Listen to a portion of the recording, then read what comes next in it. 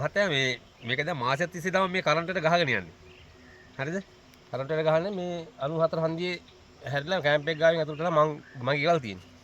ඒ ගේ අයිනේ තමයි මේ අපේ ගේ අයිනේ නෙමෙයි ඊට පිටිපස්සේ වත්තක් තියෙනවා. ඒ වත්තෙන් තමයි සුදු බන්දෝයගේ. ඒ වත්තේ ඩෝසර කරලා තල්ලු කරනකොට තමයි මේ ওই බෝම්බේ හම්බෙලා තියෙන්නේ. මම දැන් ඉන්නේ ඊට පස්සේ අල්ලපු විතර ලාලයියා දුවගෙන ආවා.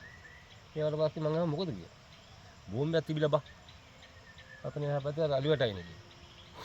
ඊට පස්සේ ඒක තමයි දැන් අපි බල බල හිටියේ නේද පොඩි හිඟ ඇවිල්ලා ඇදලා විසිකුවා නම් මහත්තයා බලන්න බයි බෑව්. එතන කවුද පොලිසිය කිව්වේ? ඈ පොලිසියට කවුද කිව්වේ? පොලිසියට කවුද කිව්වද දන්නේ නැහැ බෑ. ඒක දන්නේ. පොලිසියට කියලා තියෙන්නේ වනජීවී අර සුපයිසර් මහත්තයා තමයි. එයා තමයි දැකලා තියෙන්නේ. සුපයිසර් මහත්තයා තමයි දැකලා තියෙන්නේ ඒක බෝම්බේ තියෙනවා. මාසයක් තිස්සේ තමයි මේ කරන්ට් එක ගහන්නේ. ඒකට ඩෝසෙන් තල්ලු කරපු පාර තමයි මේක මතුවලා තියෙන්නේ. බෝම්බේ. පොලිසියෙන් ඇවිල්ලා බලනකොට තමයි අපි දන්නේ. ලාල්ලේ තමයි මට මේ අපි ගෙදරට අල්ලපු දෙයක් තමයි කිව්වේ මේ බෝම්බයක් තිබිලා තමයි පිටිපස්සේ කියලා. පොලිසියෙන් මොකද කියලා අහපම බෝම්බයක් තිබ්බා කියලා. මෙච්චරයි කිව්වේ.